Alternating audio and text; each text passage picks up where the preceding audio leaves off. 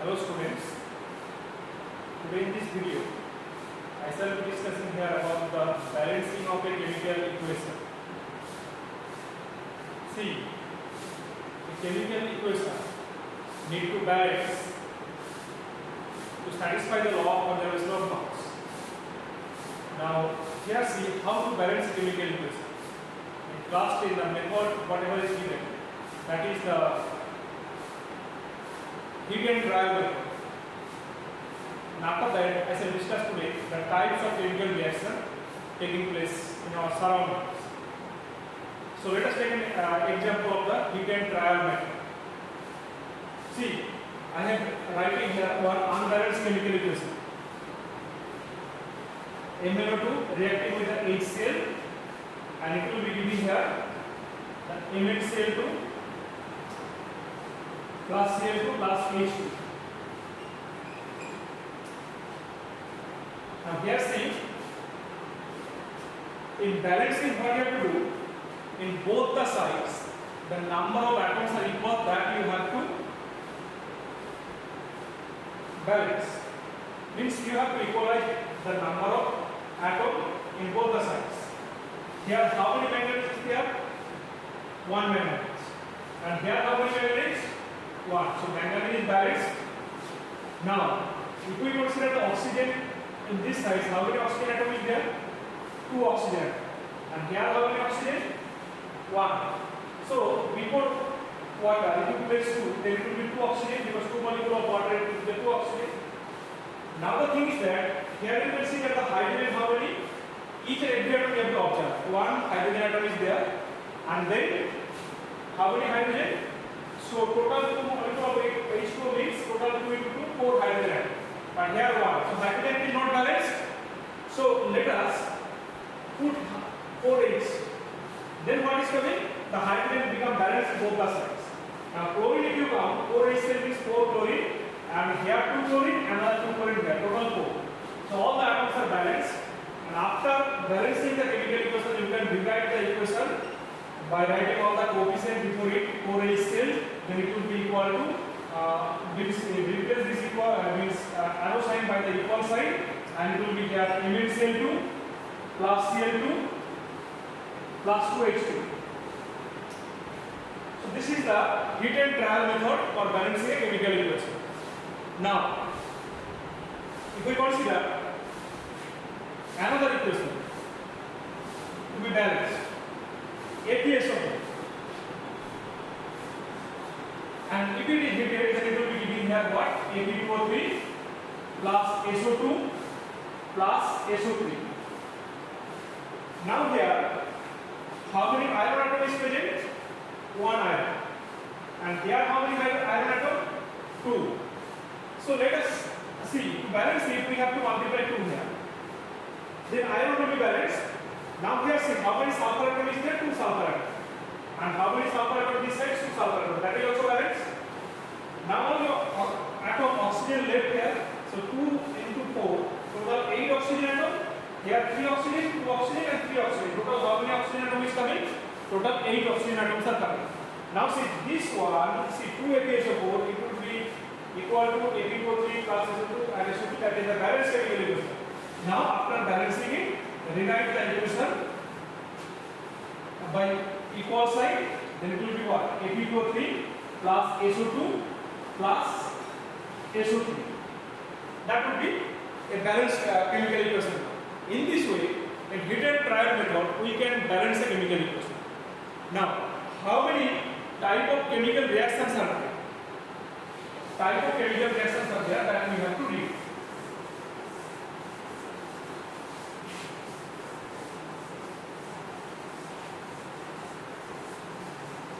Here you see, if we consider the types of chemical reaction,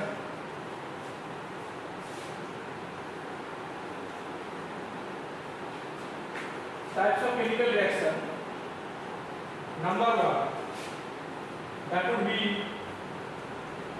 combination. Number 2, this would be decomposition.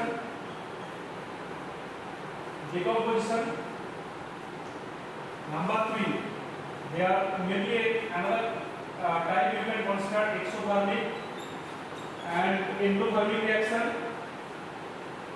and endothermic reaction.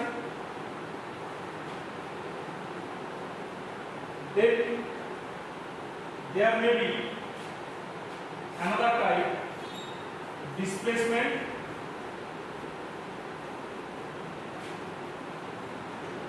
double displacement, double displacement, then precipitation,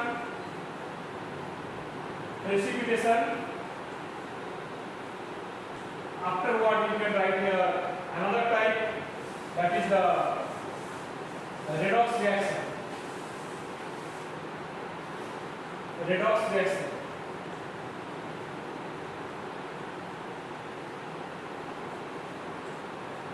Okay, so first of all see what is called a combination reaction. First type we will be discussing here the combination reaction.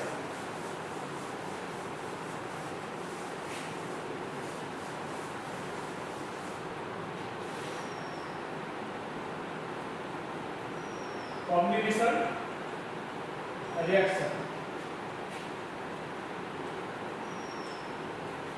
The combination reactions are those reactions in which two or more substances combine together to produce a single product.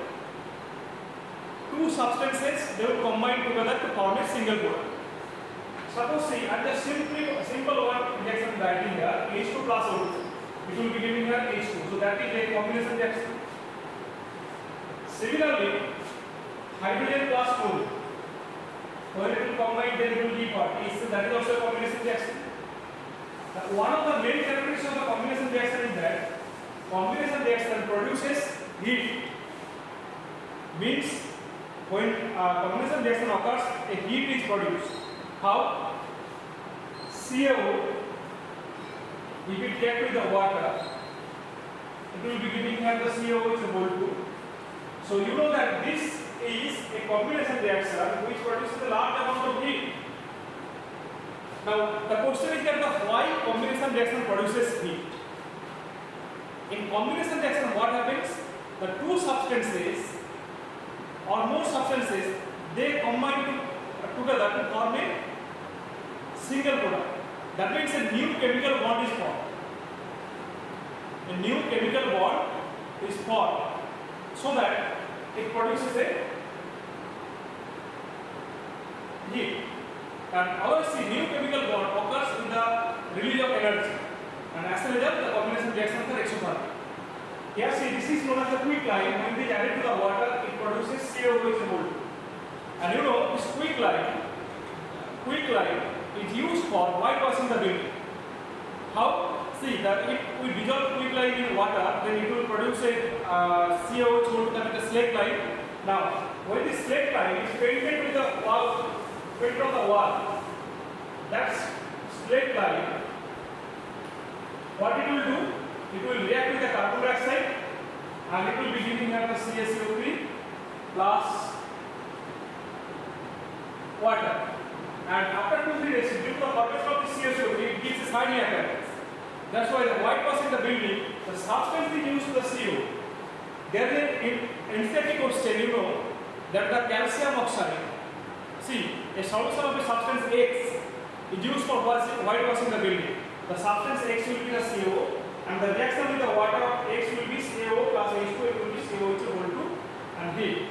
So combination reactions, two or more substances combine to form a single product, and in combination reaction there is a products means these are actually produces large amount of heat, or the this is known as the exothermic reaction also. Then see what is called the decomposition reaction. Decomposition means breaking. Okay, decomposition means that is the breaking. Means one substance will be split into two or more substances. One substance that would be splits into two or more substances, that is known as the decomposition reaction. Just like here you see,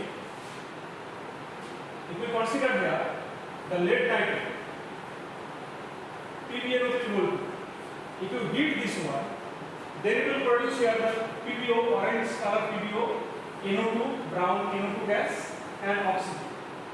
Now let us consider here.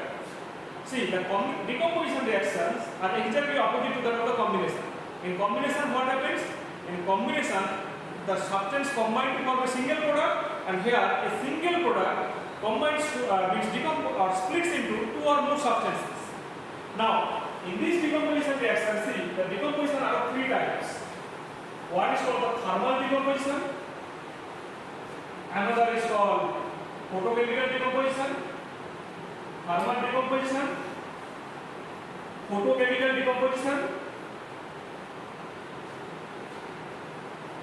chemical decomposition, and then another is the electrolytic decomposition. Electrolytic decomposition.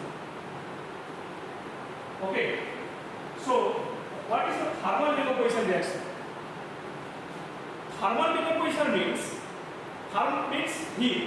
That means those decomposition which takes place in presence of heat. That is known as the thermal decomposition. Now let us consider, see, this is the thermal decomposition reaction.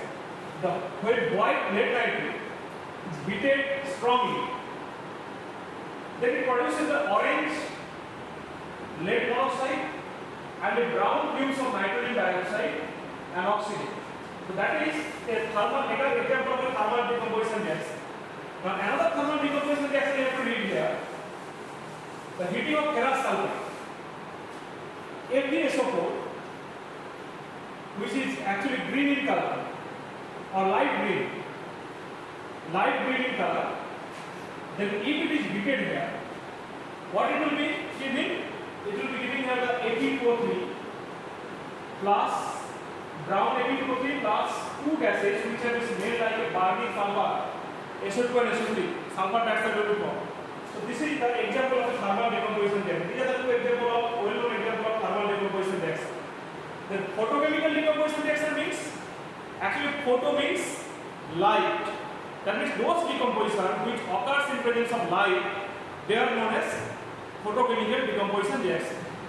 Okay, here just if we take the example of photochemical decomposition reaction. So see, silver chloride. You know, silver chloride AgCl. AgCl, when it is actually placed in presence of light, it will be giving here, it will be decomposed to give here the Ag and Cl2. Same, the AgBr in presence of light, it will be giving here silver plus bromine. Okay, so these are known as the photochemical decomposition reaction. Now, electrolytic decomposition means actually those decomposition which occurs in presence of electricity, just like in H2O, if you actually pass electricity here, then what it will be giving? Giving here the H2 and O2. Okay, so that is the electrolytic decomposition reaction. And remember it, the silver chloride and silver bromide is earlier used in a black and white photography to make the photography clean. And you know that the AgCl or silver chloride is stored in a black color bottle. Otherwise, see, if it is stored in a transparent bottle, then what will happen? The sunlight will come in contact with the silver chloride and it will cause the decomposition of silver chloride to silver and chlorine. That means silver chloride will not remain silver and means as a silver chloride means it will produce the silver and chlorine gases. So to prevent this decomposition reaction, the silver chloride is stored in a black color bottle.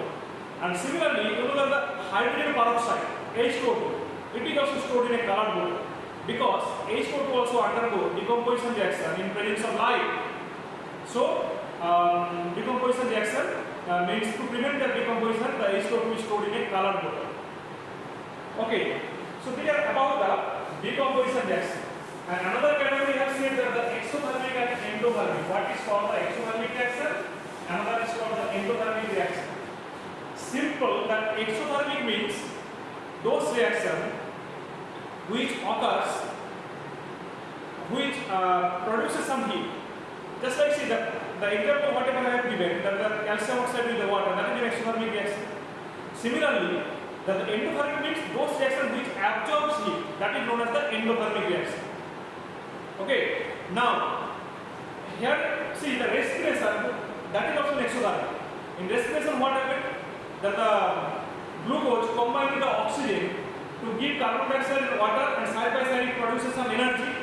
So as it produces, means the reaction occurs in the respiration. What? That C6H12O6 plus oxygen, it will be giving what? CO2 plus H2O plus energy will be produced. So as it produces energy, so we can say that this is also an exothermic reaction. Next category of the reaction, what you have to read? That is the displacement reaction. Okay, displacement means those reactions in which a more reactive metal will displace a less reactive metal from its salt solution, that is known as the displacement reaction. Now see, how do you know that which metal is more reactive and which metal is less reactive?